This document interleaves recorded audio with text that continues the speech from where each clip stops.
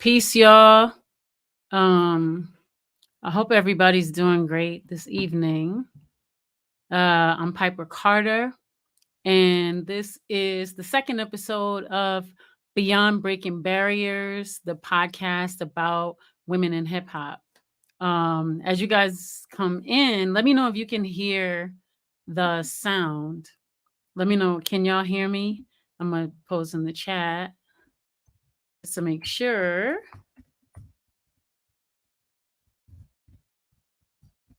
Let me see. Like, can y'all hear me? Can you hear me? Can you hear me? Yes. Okay. Boom. Thank you very much. Thank you, Fred. So, awesome. Awesome. Thank you, Sugar Booger. So I'm gonna let people come in. Good evening, Lauren Taylor. Also wanted to say peace to a new member, Cecilio Ferguson L. Want to give a shout out off the rip to everyone that is tuning in, everyone that's listening. Today is the second episode of Beyond Breaking Barriers. This podcast centers women in hip hop. Because we're in Black August, I'm dedicating the entire month of August to talking about all things Black August. And so this series for August, I titled it Breaking Bars, Women in Hip Hop and the Path to Abolition. And so this is going to be an entire series. So for the entire month of August, we're going to be focusing on Black August. So peace to Ferdinand, peace to Sith Lord Prince. Yeah, peace, everybody. Come on in, come on in, come on in. And yeah, so I'm wondering if people know. I'm going to talk about a couple of stories, but I'm wondering if people know about any projects, current or previous projects that people that women in hip hop have, or actually that anyone has, around prison abolition, around supporting folks that are coming home. If you know about any of these programs, like post them in the chat. If you know people that are raising bail funds, post that stuff in the chat so we can amplify all these efforts. I'm going to talk about a little bit of these things this evening, but just want us all to like share. Who is that? How do you pronounce your name? Is it Quaker Anarchists? I think that's what it is. Peace to you. Who is that? Abstract Optimists. Yes, we in here. And to James. All right. So people are coming in. People are coming in. Again, if you're just joining, this is the second episode of Beyond Breaking Barriers, hip hop, women in hip hop. We're centering. And this is a Black August series. And so during the month of August, centering all things Black August. And so this series is called Breaking Bars, Women in Hip Hop and the Path to Abolition. Also, too, I'm wondering if folks could post in the chat any of your maybe favorite artists that have projects where they're supporting folks that are on the inside, or supporting folks once they've come out. Let's amplify those programs. So shouts out to Lisa. Is that Catlett? I wonder, are you related to Elizabeth Catlett? And shouts out to Alicia. So yeah, I prepared a couple of things for y'all. Listen, I turned 51 in January, and now all of a sudden I need glasses. So it's all good. So I'm gonna put my glasses on so I can see. All right. So let me see. So if I go to present and I go to share screen, no, I don't want to record. Okay, boom. So I want to start like right here. And I don't know if y'all remember like I mean, how can you forget? Can y'all see what I see? Do y'all see the screen here? Okay. What do you say? It says so Quaker Anarchist says, have you seen the Danish business that creates fast fashion by incarcerated women? It's apparently spread around the world. And Thailand announced women's prison made clothing. Hmm. No, but that's not what I'm talking about. I'm talking about women. I'm talking about ways in which women who are on the inside are supported, and when they come out, when they're supported. So I want to shout out to Fred Woodward. How do I put this? I think I put this up here. Did I do that? Okay, so Fred, thank you to Fred. Give him a little bit of good dot. Thank you for that. Appreciate you. Yeah, so I wanted to uplift, in hip hop, how, like I said again, with this show, I said it, let me take the glasses off. So I said it like last time, but I want to reiterate it. With this show, um talking about, or centering women in hip hop, what I want to do is I want to center our stories and like uplift us a little bit, or a lot of it. I mean, definitely time to be critical, but I think a lot of the conversation just keeps the center around like, why don't women put their clothes on, or why are women taking their clothes off, or all the sexualization. And there's so much more that's going on in the landscape of women in hip hop. And so that's what I want to center this show on. I mean, we'll talk about some lyrics sometimes and things like that, but definitely want to expand our conversation when it comes to women in hip hop. Let me just make sure I stay connected to this chat. um,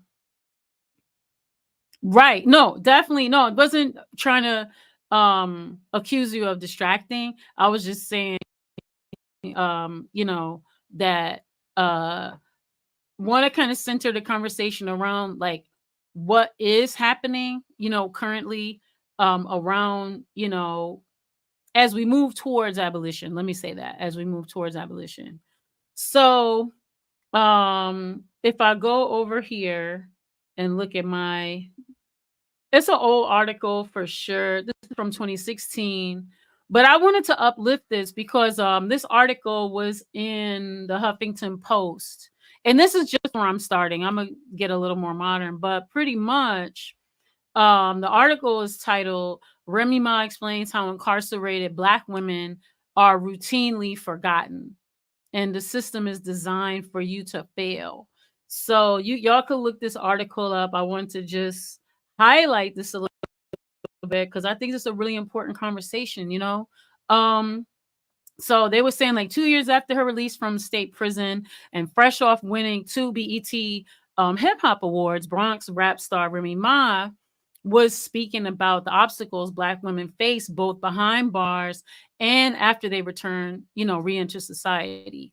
So it says the artist who was incarcerated for 6 years, um, she stopped by the Huffington Post weekly rap show that was called Bars, and it says in the midst of her incredible comeback, she took a step back to reflect on her incarceration and vocalize the added difficulties Black women face when they enter the criminal injustice system. She said, Black women are overlooked all the time. People don't know all the hardships that being a Black woman you have to face, she told the Huffington Post. Jacques Morel. She noted how many Black Americans deal with separation from their fathers, husbands, sons who are incarcerated at higher rates than their white counterparts. They have some statistics from the NAACP. I'm not going to quote the statistic because I haven't checked it out, so I'm not sure if it's true or not. But basically, more, and a very significant amount more of Black men have been incarcerated since 2001, and then they have a number that they say about Black women that are currently in prison. We can, if y'all have current statistics, like post those in the chat so we can keep each other sharp. She says, but Black women aren't just forgotten by the system. Um, she was saying that, many of the, like, of, most of the women that were in the prison with her, that most of them never really had visitors. And she was saying that she feels that men don't really have that isolation. I don't know, is that true or not true? Because um folks I know um that are inside have said they do feel that isolation, but I've also been told that proportionately or disproportionately, that from some women I know that have been inside, that they would agree with what Remy Ma is saying. She said, well, meanwhile, when you go to the men's facility, there's lines wrapped around the building. She says some women go years without visit from loved ones. Um, she said, I know women who haven't seen their children in 10 years, and they live, basically like close to the facility. It says they're 45 minutes away from the city. People whose husbands have forgot about them, boyfriends forgot about them, friends forgot about them, and their children forgot about them. She said, Black women just get thrown away, and I'm tired of it. So this was back when there was promoting Ava DuVernay, the 13th flick documentary. Um, and so do, do, do, do, do. So she was just talking about, you try to fill out a job application, and, you try to apply for housing. You try to do anything as simple as voting. You can't do because of something that, you did. So it's never really like you paid your debt to society. You're constantly paying it over and over. And again, system is designed to fail. So anyway, y'all could watch that video clip, not during my show, but no, y'all can watch that video clip. Yeah, and let me go back here and stop sharing for a second. And so I just wanted to kind of start our show off with that. But while I do that, let me look in the chat and see what y'all said while I was posting that. So do.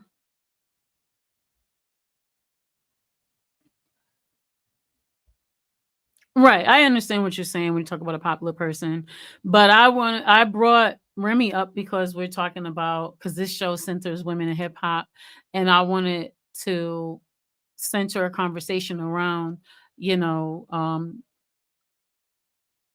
I'll say prisons, private prisons. She also had another article. She also, in a different article, she talked about what I thought, what I appreciate her for is there's a lot of different articles where they kept interviewing her and interviewing her. So there's a lot of articles where she talks about it.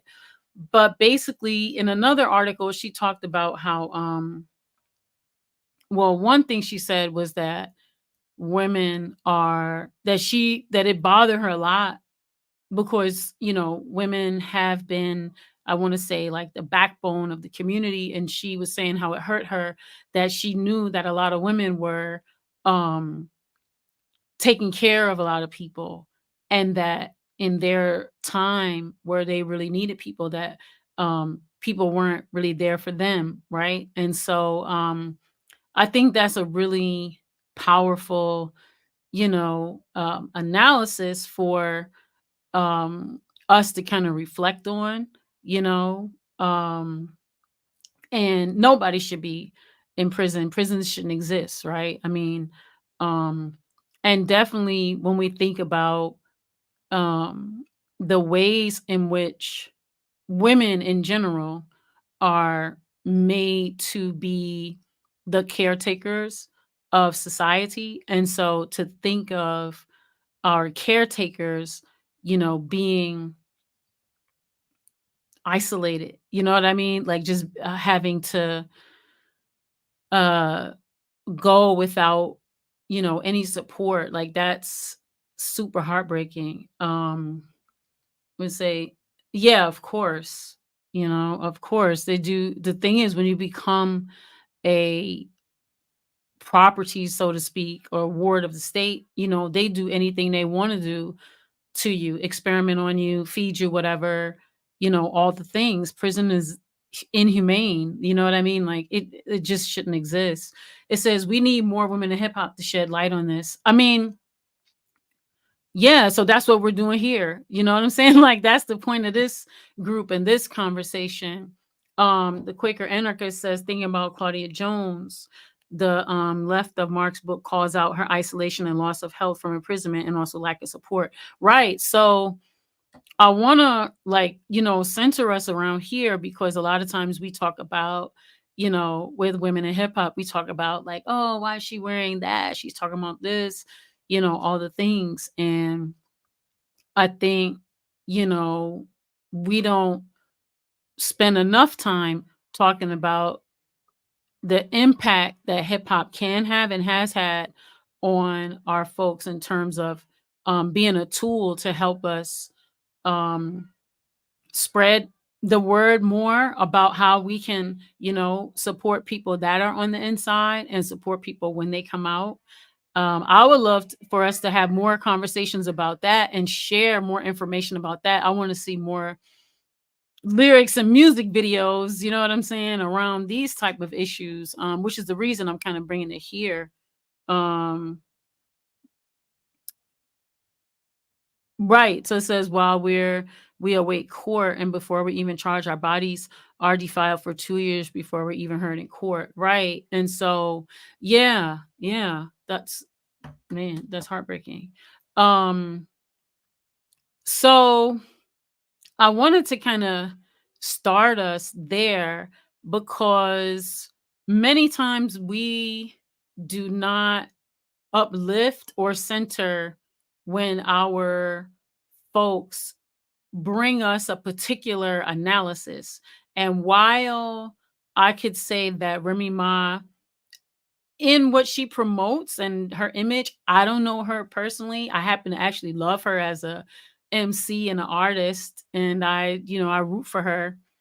Um, I appreciate that she brings us that she brought this conversation, to the forefront. I think it's a really important conversation, around how do we she also talked about in another if you there's so many articles with her talking about it.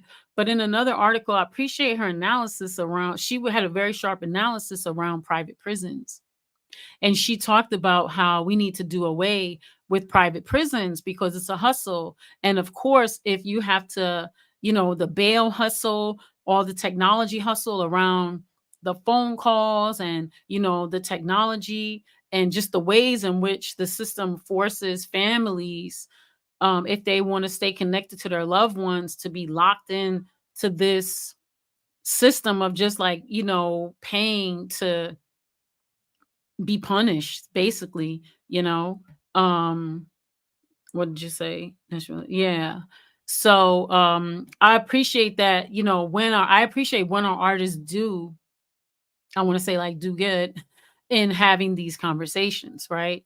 Um yeah, so um I could let me see what else you say. Um It says chemically prisons and holding jails make sisters grow beards through the juice packets and food additives. Oh, come on now. But my thing is, who cares about someone growing a beard? My thing is like prison is very inhumane. The food doesn't have any nutrients in it. You know what I'm saying? Like there are people who have special diets that they don't adhere to. People don't receive any adequate medical care or just any adequate care in general. I really reached out to my comrade who, I want to shout out Sawatu Salamara, um, who was forced to give birth in prison, shackled down. You know, this is the way um in which our women are treated, right? And we know that the system is pretty much a hustle. You know what I'm saying? We know that our families are forced into slavery, to even support financially this entire, scheme of a system of the so-called criminal or whatever injustice system through the courts, through the police, through the bail, through the lawyers, through just when folks come out, you know what I'm saying? Like being on parole is expensive. Just every single way. And then, man, I could go on and on, which I will. What does it say? Oh, okay, yeah. Yeah, no, I feel you. No, I didn't mean to be dismissed. I just didn't want to get into like the gender war thing because it's like people, sometimes. So with that, I wanted to move us over to another rapper, hip hopper. Um, and I don't know if y'all know, I'm older. I'm a Gen uh Xer, so I don't really listen to this type of music. But I do see what goes on, and I don't know if y'all know JT from the City Girls. Um, she actually uh after she spent like 2 years uh in prison in Florida of all places. Oh my god. She released this single and it was called No Bars, right? And so she's created this entire website that's called No Bars Reform. I know it's a reform, you know what I'm saying? I know we want to get to abolition, but I do want to say that JT practices and preaches what I would consider full on capitalism. And so I do appreciate though that she has the thoughtfulness to create um this platform, because her platform pretty much is like, I'm gonna call it like a more like a support for people who come home. So it's like different resources like therapy, housing, employment assistance, like substance abuse treatment, and things that people need, you know what I'm saying, when they come out. So if y'all go to her official website, this is the official website. On the website, it says after spending almost 2 years in Florida prison, before being released in 2020, JT has vowed to use her voice and platform to help other incarcerated women rehabilitate into society by assisting with resources, again, such as therapy, job placement, social services, and housing. Again, her political framework is way more closer to progressive liberal than mine. However, I do think my personal belief is that it's going to take all of these things to dismantle the system. And in the meantime, as we're practicing what's called a just transition, how do we transition from this terrible, disgusting, extractive economy to the regenerative, sustainable economy? And all the people that are lost in the sauce in the middle, how do we help our folks that are caught in the middle as we're dismantling the system and trying to move us, over to a better way of being, in the world. Statistics, again, I don't want to she got this from the Sentencing Project, so you can check their statistics. We have to ask somebody like Kamal if these are correct statistics, but as you can see, these are some of the different resources, right? So job assistance, mental health, substance abuse, find housing. She says you can even join a community, find a network of resources to support, and then other ways to get involved. And then she's got like more links, right? Um, Again, I will have to dig into like all of these to know, um maybe y'all know some of these. I'm gonna leave it up so that y'all can see like all these different links.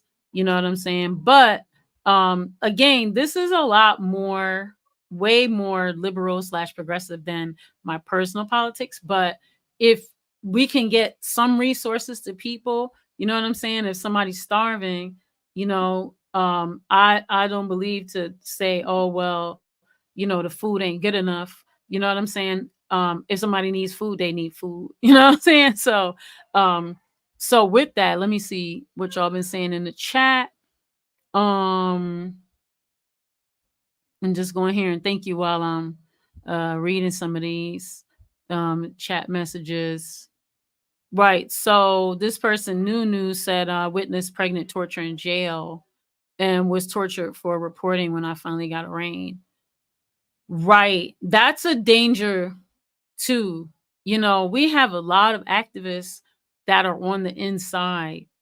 And I think um it is imperative that we support folks that are also on the inside. You know what I'm saying? Like, you know, I I can't even imagine. I mean, I can't even imagine trying to think of others while um trying to process, you know what I'm saying, like my own suffering, you know what I'm saying? And to have um people that are on the inside that are that selfless, that are, thinking of, helping other people or trying to get support for other people.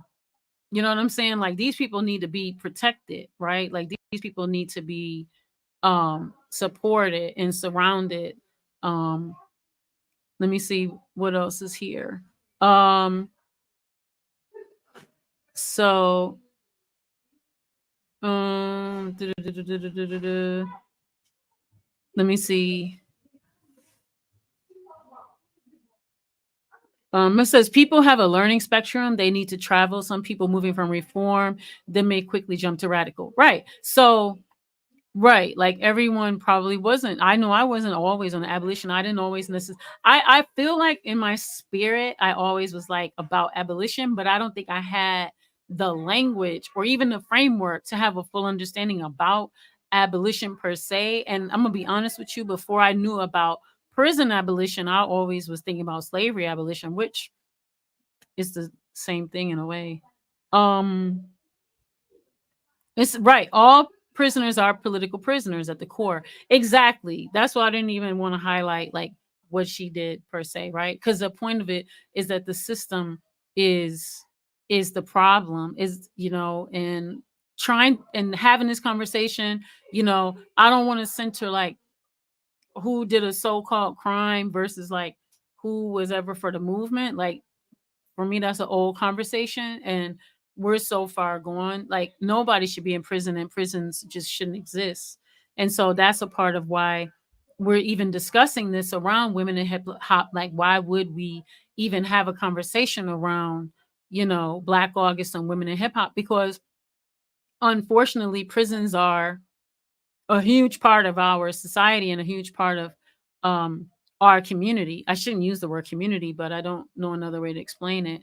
And so yeah, we got to free everybody, Um and also too, when you say Christian, that the young ones be so in and out on petty things in jail or prison or dealing with the low in any aspect of their trials, through that should be uplifted. Right. So regardless of the crime, any interface with the system is victimhood of political repression. Precisely. And that's the reason we're talking about this here, right? That's the reason we're talking about this here. For instance, um, the legislators are constantly, because this is such a hustle, the legislators are constantly creating legislation. So something that might have been so-called legal one day, if it becomes so-called illegal, you know what I'm saying? That's the hustle. Is that, and that's a part of what, again, Remy Ma was lifting up in the conversation around private prisons, because it just becomes a hustle. right? So it's easy, you know what I'm saying? Create more laws, create more so-called criminals just because you created a law.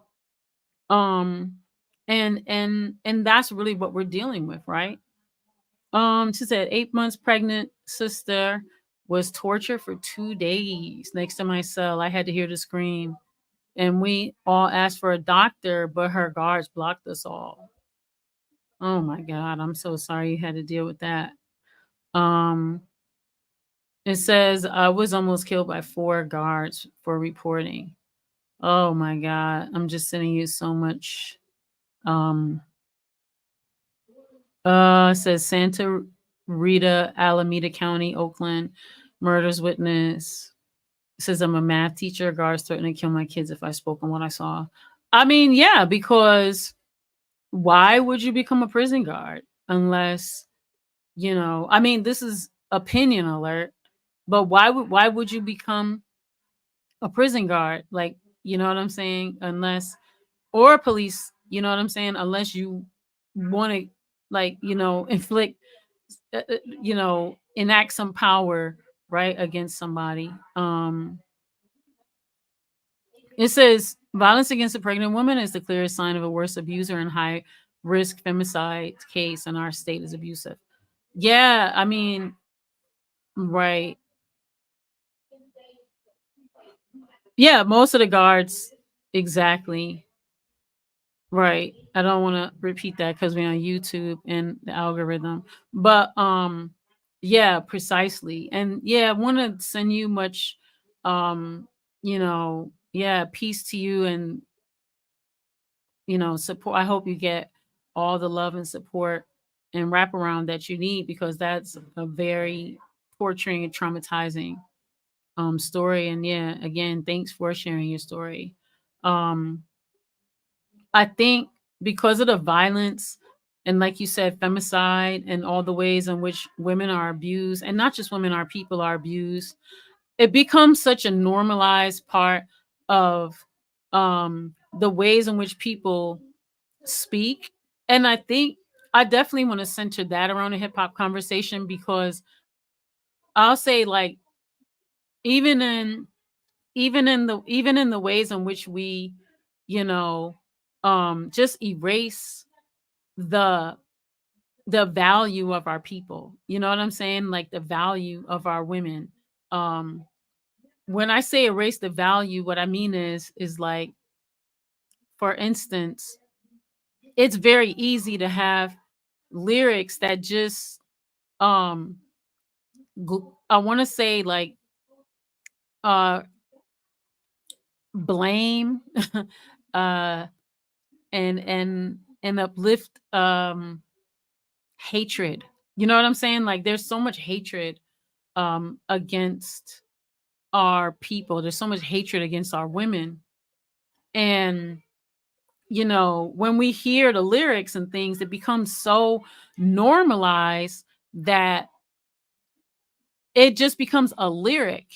You know what I'm saying? It just becomes a lyric that people are so easy to just say, right? About um murdering people or, just torturing people. These things just become normalized lyrics. And I think, you know, um I want there are many artists who work in prisons.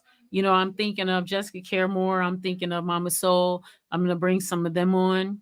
But there are a lot of artists who do work in prisons and work with people in prisons and work and do healing. And there are a lot of artists who do this. I think, I definitely want to see more art that centers the voices of our women who have been captured, and centers their stories so that we can make like visibilize this a lot more. You know what I'm saying? Like visibilize um what is happening, right, to our people, and not in a way that is demeaning, and not in a way that makes it as though there's something wrong with these women, that makes it in a way where, that we can think about how can we end this? How can we support our people? How can we support our people better, right? Because like Remy was saying, it's a lot of mothers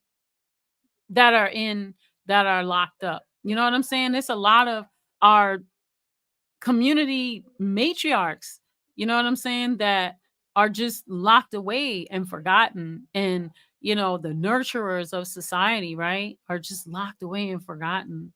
Um, so just wanna like I just want to center like how do we do a better job? Is it that we want to call for, artists who are doing this great work to like have their work be centered?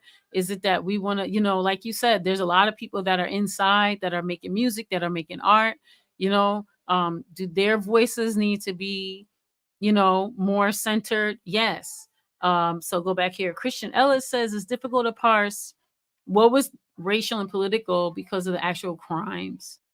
Um, It says preacher it's comfortable taking a veil off political and what is worthy for our support.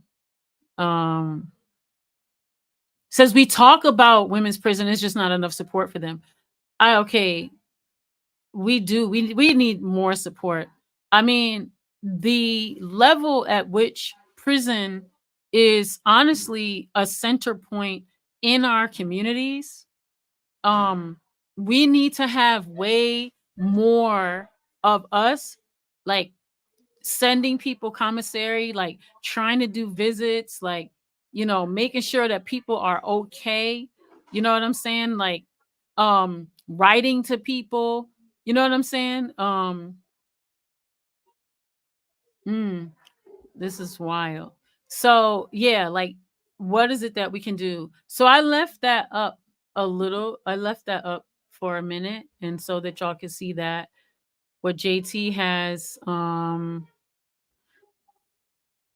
She said, "No Bars is a freestyle I made in the studio when I was having one of those days at the time. Like most of the time, people were doubting me and questioning why I wasn't as visual and vocal as others, not knowing me personally. I'd read the craziest things about myself and would want to scream, but instead I went to the studio and popped my shit.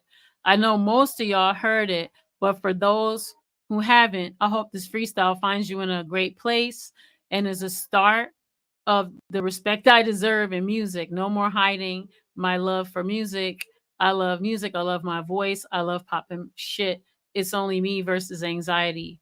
And you know what? Regardless of what I think about her music, like I respect that. You know what I'm saying? Like I respect that she I respect that she made a song to support herself. You know what I'm saying? I respect that she made a song to like show her self strength. I think that that's a really powerful way, you know what I'm saying, for her to do that. Also thinking about it, like she did 2 years, you know what I'm saying, which is 2 seconds more than anyone should ever do. But she did like 2 years there. So just thinking about all that frustration and how she was able to turn that into an art. Now, you know, it's for a certain audience or whatever. I like that she also created this organization, you know what I'm saying? So that we can support a lot of these women if we don't necessarily want to hear her rap. um, what else is there? She said, Eleanor Clark says, we want to make sure the new mothers have support for breastfeeding and also help them mentally so they cannot spend on so much on formula. Oh my God. So I know there is a program, and I'm gonna find it, and I'll have it for the next. Inshallah, I'll have it for the next time. But there is a program that does support um breastfeeding mothers that are incarcerated breastfeeding mothers. And so with that, I want to also talk about um a person that we can support. So I would do want to go through her story. So I want to stop sharing for a second.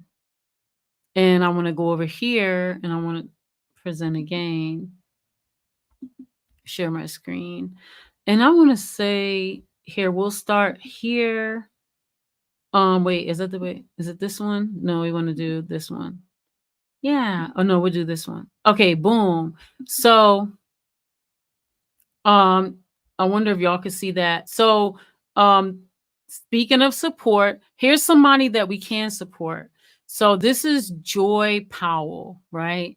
She's a frame activist against police violence.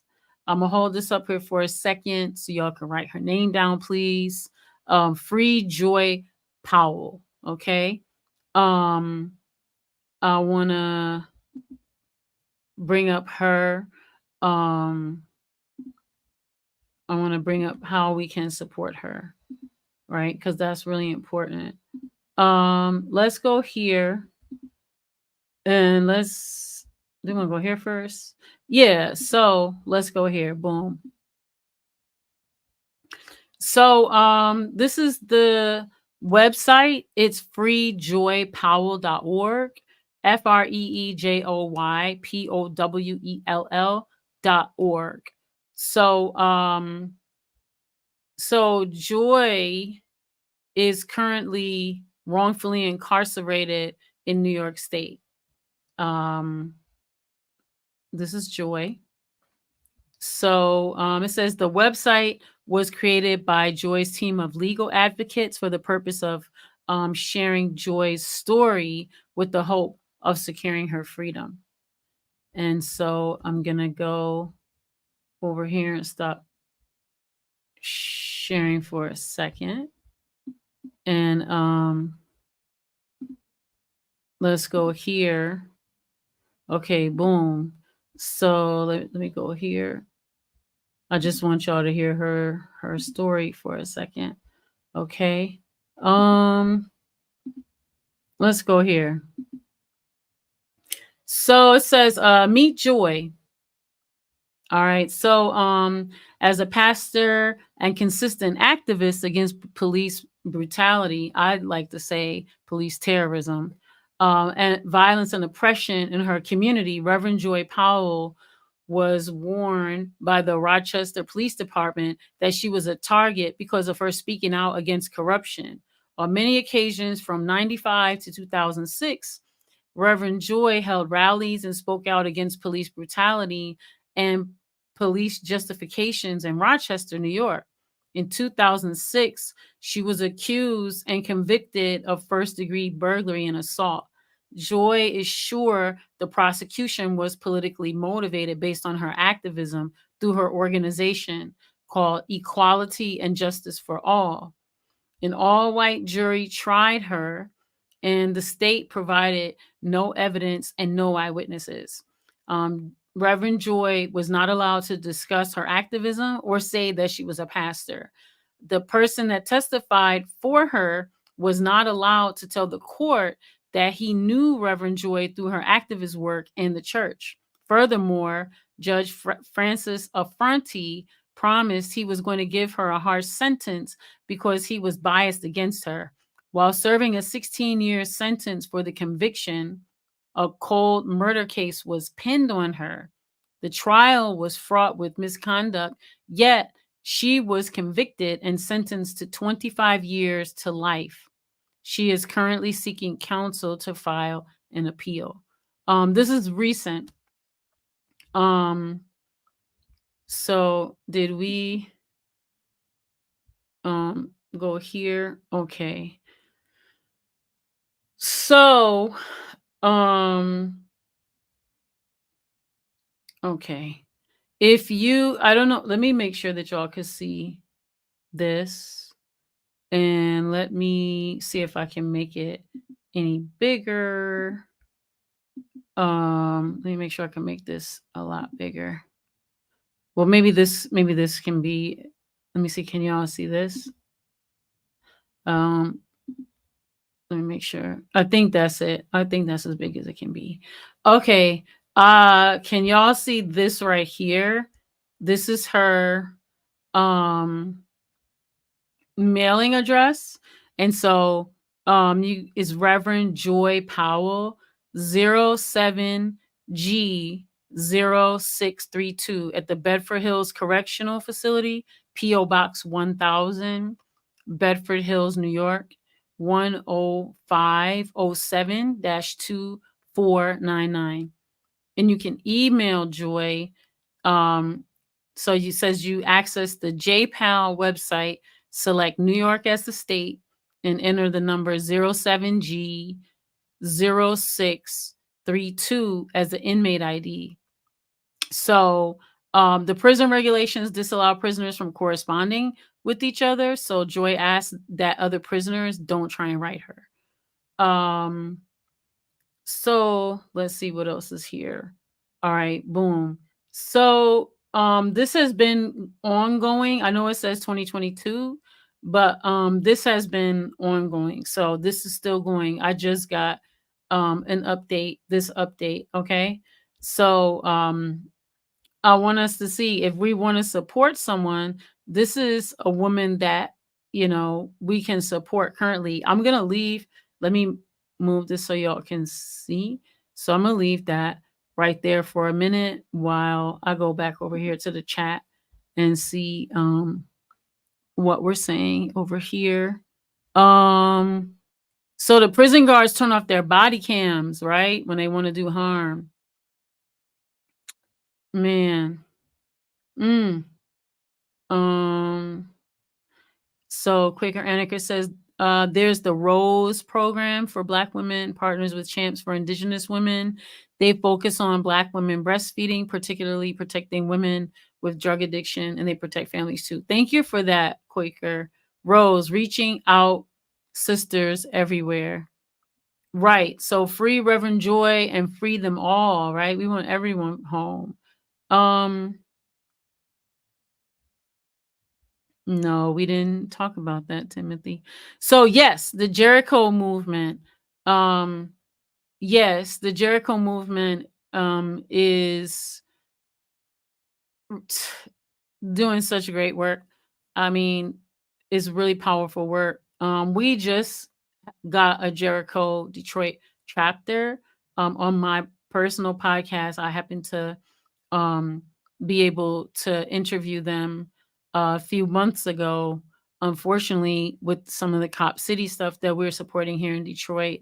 But we have a new Jericho chapter here. But the Jericho chapter, so for the Jericho movement, is some great political education and great, helping us understand. So Comrade P says, yes, free Reverend Joy, just read about her yesterday.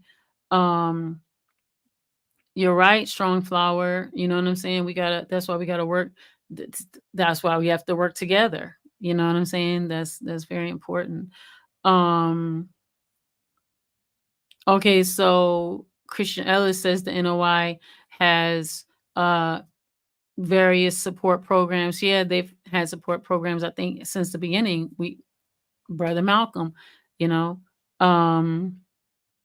it said, it kind of reminds me of the limited capacity of organizers, such as the decision to bail out Deruba because of his public speaking ability, contrast to the decision to target Matulu for the Brinks trucks because of his multiplicity of talents, while acupuncture was uniting the Lords and them in New York. So yeah, and so I'm just gonna say that it's up to us to free us, right? So let me not make it seem as though like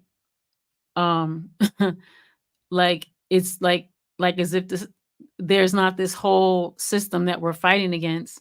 But I'm saying in the land of the ways in which we talk about like supporting community and how we're gonna, you know, what can we do? You know what I'm saying? What could hip hop do? What could women in hip hop do? These are things that women in hip hop have done. I wanted to bring some of the ways in which, women in hip hop have done this. And yeah, it's not as radical or as left as I particularly would like it, but I also want us to think about like the stages, right? And I don't know if folks know about something called a just transition, but a just transition is how do we transition from all of this extractive terribleness to a regenerative economy, from an extractive economy to a regenerative economy, and and with justice in the middle, meaning how do we take care of our folks in between? And that's whether it's the environment, whether it's this terrible, prison industrial complex, um whether it's our food systems, education. It's like, what do we do in the meantime? What's the best way that in the meantime we could bring a just solution, or a solution that has the most justice in it, to our people while we are working to dismantle, these systems of oppression? And so that's why I wanted to bring to us, just a couple of examples of things that are going on. Um, I'm wondering if other folks, so I wanted to thank, Quaker Anarchists um, for sharing some resources. I'm wondering if other folks could share, other organizations, other resources, other artists that you can think of that are doing, um, things to support, people when they, either when they're in or when they come out. And I think, the more and more that we have this conversation like this, I feel like this is a way that we can, continue to grow our movement. You know what I'm saying? Is gonna We have the solutions within our community. I'm an environmental justice organizer, and in all of the environmental justice principles, uh, one of them talks about how we actually have the solutions, and how the solutions are um, going to be, created by the people who are closest to the so-called, problem.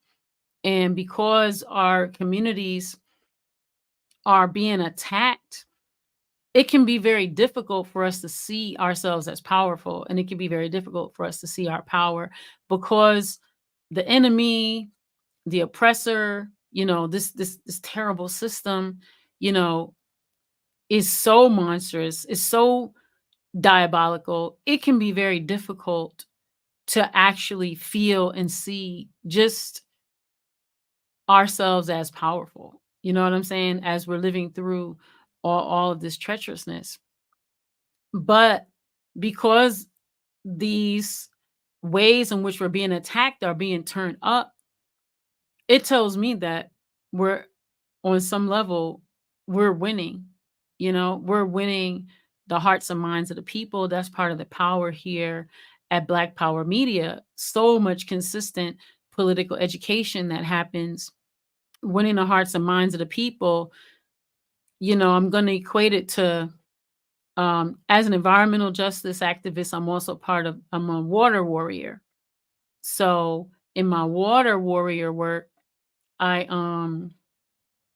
had worked a lot with an organization called We the People of Detroit, whose uh, basic mission is to bring water, to bring clean, healthy water to people. That's basically it. But within that, there's so many things. And so they have been at the center of, um, you know, helping folks that were going through the Flint water crisis.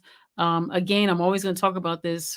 The city of Detroit Water and Sewage Department made a decision to cut off 100,000 people of water. And and I know that when the military, part of a military tactic, in trying to subdue a people, one of the first things they do is cut off their access to water. If we're 70% water and the earth is 70% water and we need water to live, cutting off people's water should be illegal. It should, but the city of Detroit decided to do that. And in them doing that, water is supposed to be a public resource, a public utility. Even that word resource, I mean, I want to push back from that, because that's even like a capitalist framework around water. Water is life. We are in service to the water. We are in service to this earth.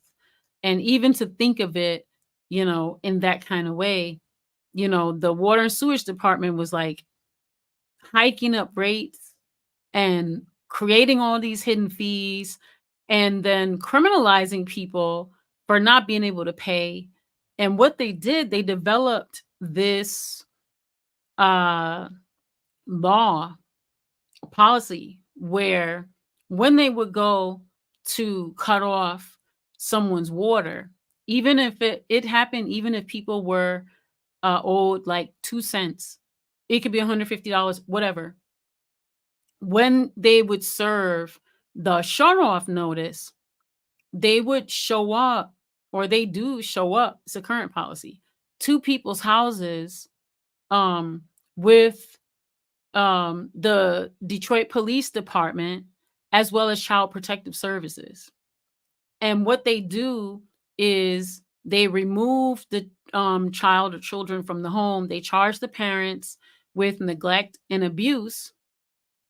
And then they take the children and put them into juvenile detention, which is basically kiddie jail. And then let's say like the parents or the guardians are able to borrow or raise or earn, the money to pay back um the overdue water bill. They still have to fight these criminal charges of being accused of abusing and neglecting their children. And because they've taken the children and they put them into juvenile detention, they are permanently removed from those homes. I think that's criminal. That should be illegal. And um, that's basically putting children into the prison pipeline. And um, many or most of these households are headed by Black women who are matriarchs, who are grandmothers, who are elders. When they could totally get, if it was a money issue, they say, oh, well, they need to pay into the system. If it was a money issue, they could totally go to like DTE, which is the monopoly energy department that owes, I don't know, tens of thousands of dollars in arrears of water. They could easily go to DTE, get that money. But obviously, it's not about money. It's about power and control and subduing. And, these are heads of household. These are mostly Black women and Black women elders that are these heads of household that they're enacting this terror upon. And so it's literally a war that the people have been fighting. And think about this. On top of that, this is when they had all these illegal foreclosures because they had the shiesty, double mortgage scandal. This is on top of the 250 schools that they've closed. This is on top of cutting off people's street lights, access to emergency services, closing hospitals, and just creating neighborhoods that are basically unlivable. But they can't remove the people, right? And it's interesting because the biggest complaint from liberals and legislators is like, whoa, well, why don't the people move? But if people bought a house, number one, why should they move? But if they bought a house, they're invested. And where are they going to go? It's not like they could just sell their house. You've made the neighborhood unlivable and the conditions unlivable. So who's going to buy the house? Who's going to move there? Why would anyone ever move to the neighborhood if there's, no access to all the things that make the neighborhood healthy?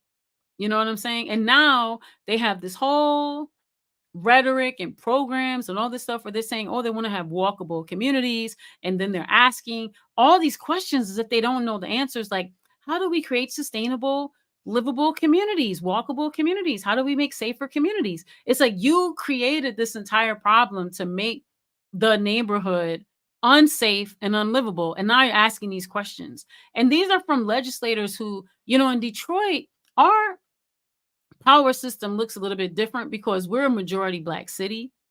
And so our legislators are all Black and they're from the community, they're from the hood. So our white supremacy looks a little different because it's Black people doing it. And so I've had conversations with legislators. Conversations is, very generous. But yeah, I've had conversations with legislators, that we've been banging on where people that are, these are legislators that are from the hood and they say things to me like, water is a human right. Where they do that at? And I'm like, all over the world, except here. And they say things like, oh, these people are uh buying TVs and stuff like that instead of paying their water bill. That's not true. They hiked up the fees, they hiked up, the price and made it impossible for people to have affordable water. Now, the same thing they did because Detroit got what was called an emergency manager, which is pretty much financial martial law. And so that happened as a result of the so-called bankruptcy. We call it the fake bankruptcy because they claim that Detroit was bankrupt, but the banks and the auto industry got huge bailouts. So we were trying to figure out what happened. But basically, they snatched our city, and they did it across the state. And so with that, um, oh my God, that's how you got the Flint water crisis, right? Because the so-called emergency manager, who was the enacting the financial martial law, was bottom lining everything. And so the governor at the time, Snyder, who is a murderer and a jerk, well, I guess I should probably say allegedly, but people did die from the Flint water crisis. So how do I phrase that?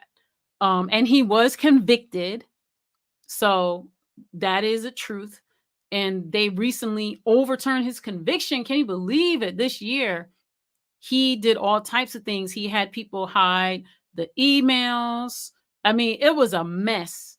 Um, and I always talk about my comrade and salute to Charity Maymuna Hicks. May her name live long and may she live long. Was murdered. She was one of the whistleblowers in the Flint and Detroit water crisis. And she was murdered on her way to deliver that information to the United Nations to have the Flint and Detroit water crisis declare a human rights violation. And she was murdered en route to deliver that message to the United Nations. And I lift her in all the things that I do. I have a shirt on my website on We Found Hip Hop. She it's called Wage Love. She had a saying. We always used to ask her like, "Oh, things are dire. What do we do?" She was a policy director for East Michigan Environmental Action Council, which was my movement home. And we always used to ask her like, what do we do? And she always used to say, we have to wage love. And so that's what we say here in Detroit. We have to wage love. And so it's a huge saying. I have a t-shirt that I made on my We Found Hip Hop site. That's a wage love. And yeah, like purchasing that shirt helps to, support, our movement. But I just wanted to share that because she came to my mind because in thinking about, our women in hip hop, she really loved music, you know what I'm saying? She really loved hip hop music. I used to have a lot of conversations with her and just thinking about the intersections of like these atrocities, right? Like the environmental injustice intersected with, the militarization, right? And intersected with the increased criminalization and intersected with the so-called prison industrial complex and the ways in which, Black women and indigenous women are and just our people in general are at the centers of that. You know what I'm saying? We're the ones that all these atrocities are being inflicted upon. And I think about our the ways in which it's difficult to even have this conversation in certain spaces because the liberalism, you know, um but anyway, I'm here on Black Power Media, and hopefully we don't have like that problem here. I went on a tangent, y'all. I went into the zone because I was I know we're talking about, you know what I'm saying, women in hip hop, but all of this to me is related with women in hip hop because, like I said, Black women and mothers and Black mothers and our Black elders, you know what I'm saying, are at the centers of these attacks. You know what I'm saying? And these are the things like when I talk about Mama Soul, who's from Flint, that she raps about. You know what I'm saying?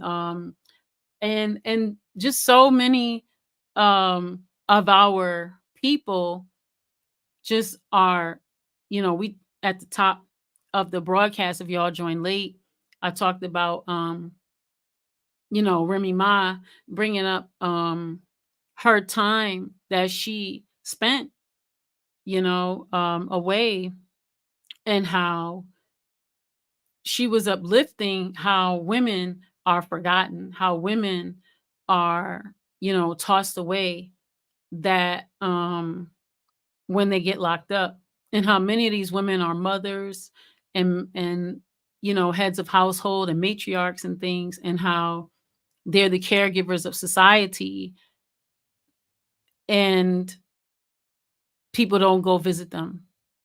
People forget about them. And yeah, who's going to care for the caregiver? You know what I'm saying? Um and again, I don't really believe in like criminal, like this is illegal, that's illegal, whatever, because I don't believe or trust in this system at all. And so for me, all forms of imprisonment, you know what I'm saying, like need to be done away with. I don't care. You know what I'm saying? We have to find other ways that we are creating our own systems of accountability. We have to find other ways that we are, training ourselves to protect ourselves. We have to find other ways in which we are, finding ways to hold ourselves accountable. You know what I'm saying? There is no way that we can put that responsibility, you know what I'm saying, in the hands of others. And it's not that we necessarily put it in the hands of others per se, but I know, like, I live in the hood, and you know what I'm saying, in my neighborhood, if people have challenges with other people, even if it's their own children, the first thing they're going to do is call the police. And what's the police going to do? They're going to come and they cause havoc. I had a conversation with an ex cop a couple of years ago, and he told me, this is a Detroit police ex police officer. He told me that basically in their training, they are trained that every single call that they respond to, it's a potential that they're not coming home. So even if grandma calls to get the cat out the tree, they come in with guns blazing for grandma. You understand what I'm saying? Face to the ground and do her dirty. You know what I'm saying? Because they're taught that everyone is a threat, and immediately, you know what I'm saying, they respond to threat. I'm saying that to say that in us having this conversation around how we're dismantling these systems, it becomes a bit difficult when we start talking about abolition, because the first thing everybody in the hood says is, well, if this atrocious thing happens, then what do we do? If that atrocious thing happens, then what do we do? I want us to start having those conversations about, yeah, what do we do? How do we hold people accountable? There's accountability circles, there's healing circles, there's transformational circles, there's talking circles. I think all of those are valid and relevant. And I would like us to start having conversations about, yeah, like, what are the ways in which, when we do hold ourselves accountable, you know what I'm saying, that we're not recreating like oppression. You know what I'm saying? Like, anyway, I kind of went on a little tangent. Let me go back to the chat. Oh, if you're still here, peace, Coco. Um, good to see you. Uh, and I get I get very emotional about a lot of these things because I've been um in this fight as all of us are in this fight. You know what I'm saying? Like, so sometimes I get a little emotional. So I might have gone off topic just a tad. But for me, it's all related because even militarism, right? Like, oh, yeah, anyway, before I forget, let me do the chat first. Detroit, Atlanta, Oakland, LA. Right. They poison the water, the air. Right. Uh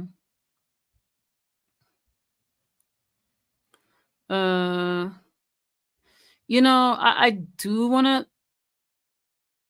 strong flower, that's a terrible thing to say. Um, right. So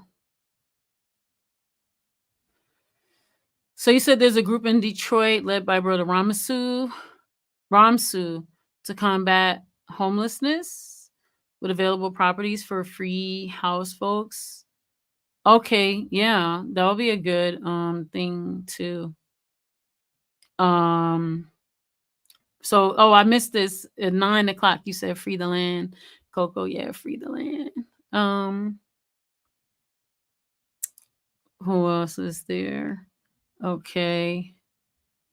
So half your family's from Detroit. Yeah, it's a wild place. Um, what else is there? So we have a medical industry and it needs to be nationalized, enjoy popular support, decolonized, which means undoing the stigma intentionally applied to natural folk ways. Yeah, that's really important. I am currently studying traditional African American folk healing. I'm getting like certified in that. It's like a year-long certification, and I come from a long line of I guess it's called root work and these kind of people. And so uh, a person I know is like reintroducing these concepts in a way to bring a certification. And I decided to do that because I already grow food. I'm already a farmer. I'm already a grower. I'm already I already grow my herbs. I grow 90% of my food and herbs and things like that. And so I turned my backyard into like a healing space and a healing garden. I mean, I had been growing, but I went all in, you know what I'm saying, when we was sitting down at home. And so I'm just continuing to do that. And so, for me, I live in one of Detroit's most divested from communities. And it's interesting because of my past, you know what I'm saying? I had my past is I am uh, a fashion photographer. They say I'm the first Black woman fashion photographer. There was Gordon Parks in the 50s and then me in the 90s. And I've worked for like Vogue, Harper's Bazaar, all these type of magazines. Moved to Detroit in 2008. And so admittedly, I didn't necessarily, I come from the Black Power movement in the sense of that I grew up in it. My uncle, who is like a father figure, is one of the co-founders of League of Revolutionary Black Workers. If you know that history, General Baker. So rest in power, General Baker. Rest in power to my uncle Baba Ibn Pori Pitts. And so being raised in it, I didn't really realize that that I had these ideologies. It's interesting. I was raised, African centered, as they say, and in today's language, you could say that my family was Black leftist. My uncle was a communist. My mom is an anti-capitalist. And people would probably say that she was a Black feminist. It's interesting. Older generations didn't really use that word because it was considered like white women language. And even I had to start getting used to it, but I would call myself a grassroots feminist. Um, more akin to um ways in which we've always been. It's interesting for me using this language, you know what I'm saying? Because for me, it was always, my grandparents always grew their food, and I grew up growing food. I didn't think it was organic, you know what I'm saying? My mom, always taught me about being proud of being Black, and, you know, nurturing my Blackness and my womanness and like all the things. And so um I guess I didn't really think of like being a feminist per se, but as I've become more involved in the movement, I've become more studied, and I appreciate, you know what I'm saying, um my development, and where I've come from, and to where I am now. And in appreciating my development, I do use the language because I do want to be clear, and and language evolves. So as our language is evolving, I will probably use different words, but in those moments, I'm just sharing that so that y'all know the orientation from which I'm bringing, the information. But I would say that when I moved to Detroit in '08, I moved here to become my mother's caregiver. You know what I'm saying? Rest in peace to my mom. And so, I became her caregiver. And because my industry, or the industry that I had chosen, wasn't here, I was just like, I don't even care. I just was kind of fully focused on, supporting my mom and her healing. And that put me on a whole new trajectory to like revisit the ways in which, like, my culture, like, I acknowledge, like, wow, I've had this. It's like Dorothy, you know what I'm saying? So it's like, oh wow, I always thought this way. And when I was in the industry, I had these terrible feelings. I just didn't have the language to describe what I was feeling. I had this nickname. I didn't nickname myself. They used to call me the Harriet Tubman, and people would laugh at it. But yeah, I was always trying to make sure that Black people was getting gigs, that Black people was working, that, I was always that one. And now in my orientation where I am now, as I'm evolving, as I'm learning, I'm like, oh wow, you know what? Like, it's very political education for young people is very important, because these are this is a weapon, you know what I'm saying? And a tool.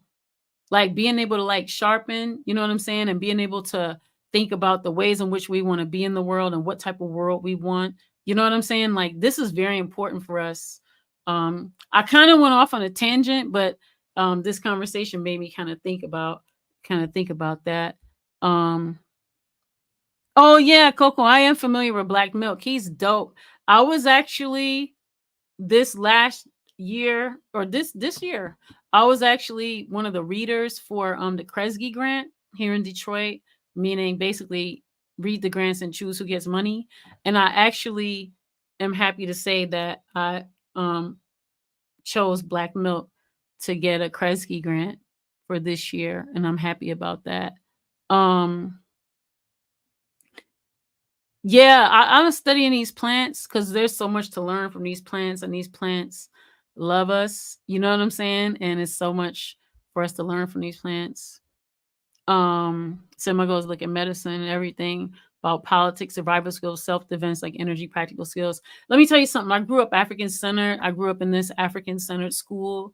And back in the 70s, like back in my day, um, that's how our community was. You know what I'm saying? I didn't realize that we were that insular, but everybody was learning martial arts. Everybody was eating healthy, read German, stuff like that. Everybody was living off the land. I grew up camping, you know what I'm saying? Learning how to do all the survival skills.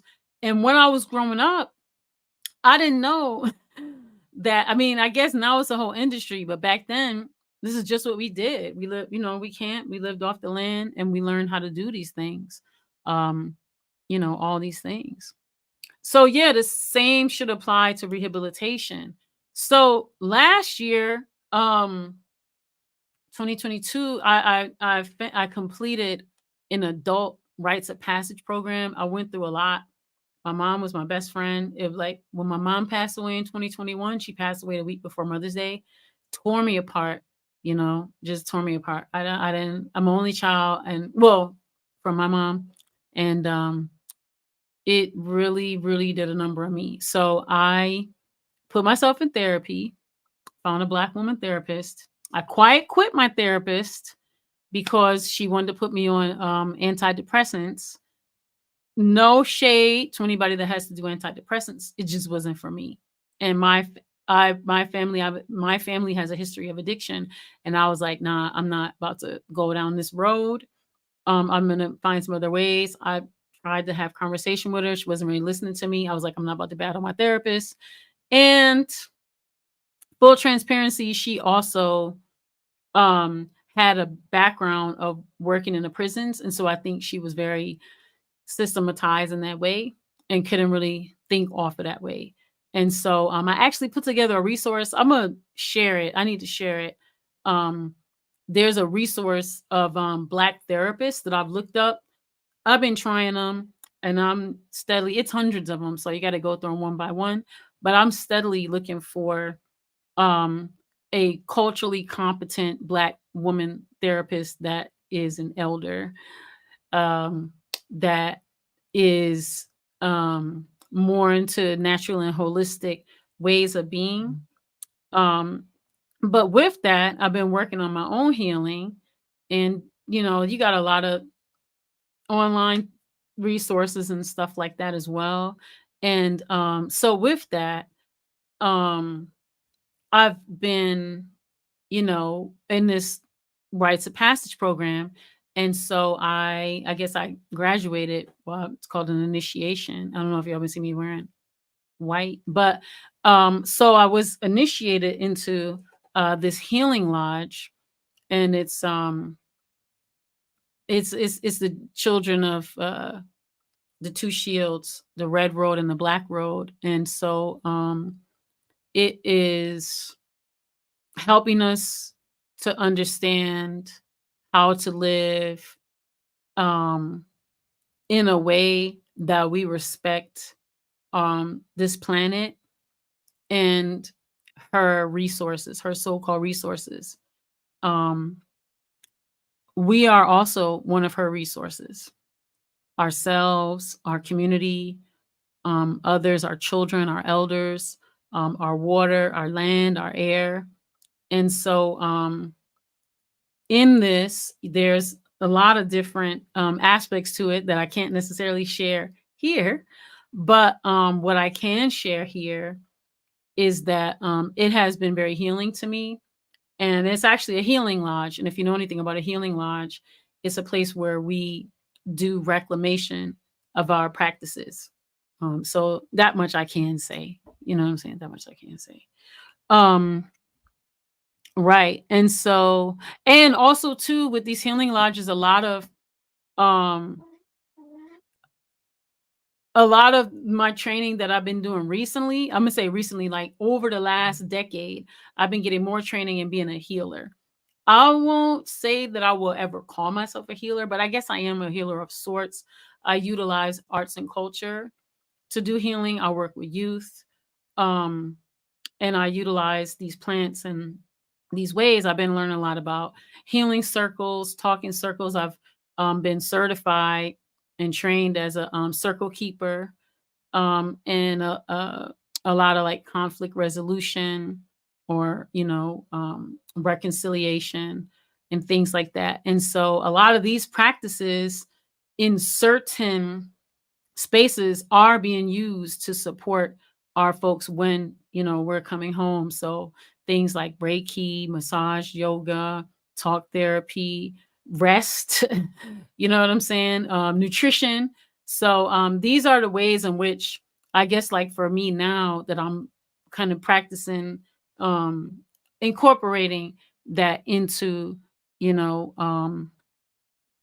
hop. I have a retreat that I host in Idlewild, which is Black owned land, historically Black owned land, and it's for women in hip hop. And we come together on the water and heal. And and it's for like the veteran women of the industry to get with, um, different stages, but let's say like emerging artists and even seasoned artists to help demystify like how to be, a hip hop artist. And I've done it where we've, supported lots of independent artists, but the main thing is that we're um practicing our healing and elevating our self-care, um and our us holistically, right? So not just like get the shmoney, you know what I'm saying? Although we do want to get the shmoney to do the things we need to do, but not just looking at hip hop in this type of way, but looking at like meaningful work. Like, what does meaningful work look like? And what does that look like in the arts and culture space? And what does it look like to be a woman in hip hop that's a mother, that's practicing, that may have some challenges, right? Because all of us have challenges, but how do we support one another? And unfortunately, many of our folks are have been impacted by the prison industrial complex. And so how do we also, begin to heal ourselves and support ourselves in our healing? You know, we want to say, oh, what these people rap about, how they look, blah, blah, blah, blah, but a lot of um expression comes out of like who we are, what we feel, what we've been through in our experiences. And the more and more that we're connecting and getting in touch with, you know, um those parts of ourselves that need that support, that need that love, that need that healing, those are the type of lyrics that's going to come out because we'll have access to that. Anyway, I think I went on a tangent, but that's what made me think about it. Um Talking about solar panels. What else is there? Yeah, I'm actually a member. I'm an environmental justice coordinator. I have so many jobs, but I'm an environmental justice coordinator for Detroit Black Community Food Security Network. So we have a farm. It's called D-Town Farm in Detroit. It's in the hood. It's a 10-acre farm, and y'all can come out. We got a harvest festival coming September 23rd and 24th, and y'all are welcome to come on and check it out. Yeah, so you like his albums? Yeah, his music is so dope. Oh, thank you, Quaker Anarchist. Thank you, thank you. Yeah, Black Milk, his beats are the truth. Um There are a lot of male healers, and I don't mean to only talk about the binary, y'all. So if there's folks here that are feeling left out, I apologize. I don't mean to only be on the binary. I mean, the show does center folks who do identify as women. And with that, it's centering our voices, but hopefully this is not an exclusionary space. Hopefully you feel welcome um, with us being centered. Um, do-do-do-do-do. What'd you say? But there are a lot of male healers. One of the elders, I don't know if y'all know Kwame Sunhorse. He's an elder healer, very positive in the community. Yeah, actually, last year I got a chance to experience um, an EP. And so, yeah, that was a really powerful experience. I know, you know, there's a little controversy around that, but yeah, had permission from Lakota Elder to experience an EP, and it was really powerful. So, I do think it's a very useful tool. There's gentrifiers and all types of crazy people doing sweat lodges. Be careful. Don't just be going out there going nobody's sweat lodge. People are dying because people don't know how to do it properly. So, you know what I'm saying? Try to get connected, like build relationship with indigenous people for real. Don't just be like, oh, I'm smoking peyote. I'm, doing, mushrooms. I'm going do a neepy, but you know what I'm saying? Like build authentic relationships with indigenous people so that you're actually being a steward of the land, which also means like a a steward of these relationships and people. You know what I'm saying? Not just trying to do these things because they're kind of sexy. I'm not accusing you of that. This is just a thought that's coming. But yeah. What else is there? Okay, yeah, we're getting ready to come to a close because it's 9:30. But I want to thank, I know I don't want to end like that per se. You know what I want to do? I'm going to go back to, so that we leave on a note that we are supporting. So this is the Free Joy Powell. And again, you can write to her. So it's Reverend Joy Powell, 07G0632, Bedford Hills Correctional Facility, P.O. Box 1000, Bedford Hills, New York, 10507-2499. So it says if you want to email her, you access the JPOW website and select New York State. New York is the state, and then you enter 07G 0632 as the inmate ID. And I'm gonna just read this. It says prison regulations disallow prisoners from corresponding with each other. So Joy asks that other prisoners do not write her. So they're also saying that you can send some love, reach out to Joy, let her know that she's not alone in the struggle for justice and equality. And lend in-kind support.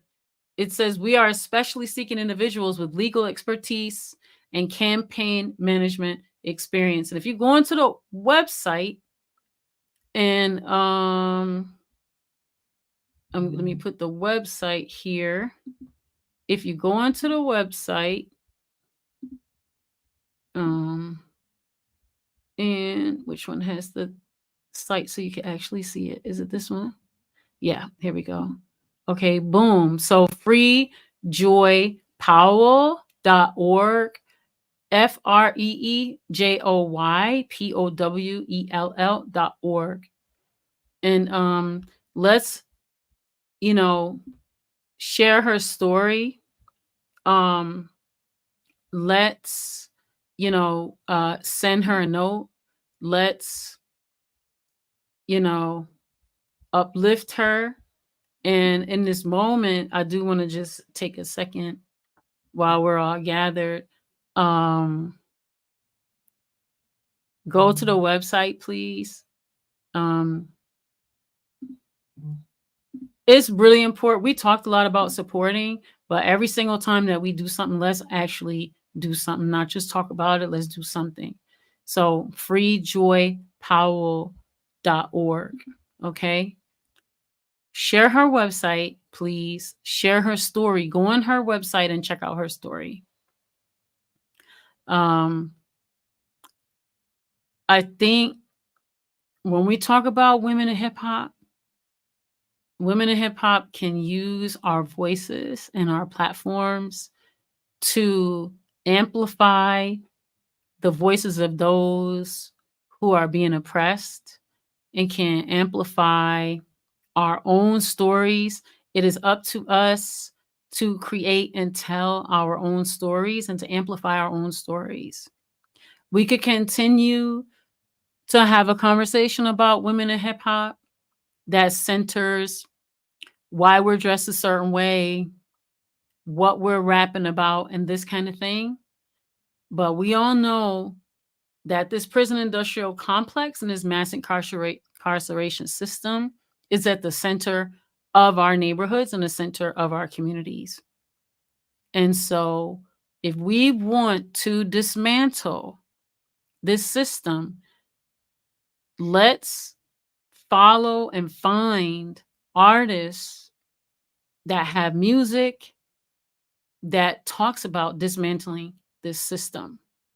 And in the meantime, in between time, when we're doing our just transition, again, going from this extractive, oppressive economy to a regenerative economy that is for the people and the planet. In the middle of that, How do we do that in a way that is the most just, where we can do the most justice and do the least harm? That's a just transition.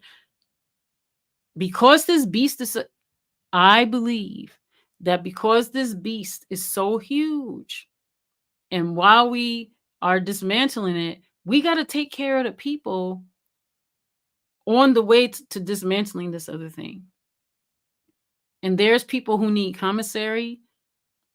Again, like Remy Ma said, a lot of these women aren't even being visited. Okay, they're being forgotten. These are mothers, these are grandmothers, these are people's aunties, these are important people that are in our community.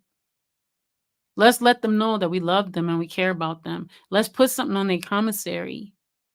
Okay, and let's start telling their real stories, right? And putting the blame on this oppressive system and not on people who are regurgitating what they think is going to get them to the bag, because that's the way they're surviving. You understand what I'm saying? But anyway, that's a whole nother. Again, this is the second episode of Beyond Breaking Barriers. Again, this is a Black August series. So every week in the month of August, I'm going to concentrate on talking about Black August stuff. So this whole series is called Breaking Bars. Women, well, it's Beyond Breaking Bars, or Breaking Bars, Women in Hip Hop and the Path to Prison Abolition. And so as we're, I don't know, maybe I'm I'm gonna self-identify that I'm working on going towards abolition. Maybe there's something stronger than abolition. What is that? What? That's what I'm working to get rid of, whatever that is. But as we're working to abolish all of this, you know what I'm saying? Like, let's take care of ourselves and let's take care of one another. And I'm gonna have some more music for y'all. I made a little commercial. I didn't put it this week. I'll put it next week. I got a beat from one of my women music producers that I'm gonna share with y'all. But I appreciate y'all stopping by. Share the episode. Share the links to support Reverend Joy Powell, though. And let's talk about this a little bit more. So appreciate everybody for stopping by. You know what I'm saying? Support Black Power Media. Make sure y'all are, also supporting the Patreon, so that, donations are going over to the Patreon. And I'm going to see y'all next week on a Monday at 8 p.m. right here, 8 p.m. Eastern time, right back here, talking about Beyond Breaking Barriers, Breaking Bars, Women in Hip Hop and the Path to Prison Abolition. All right. Take care of yourself. Peace.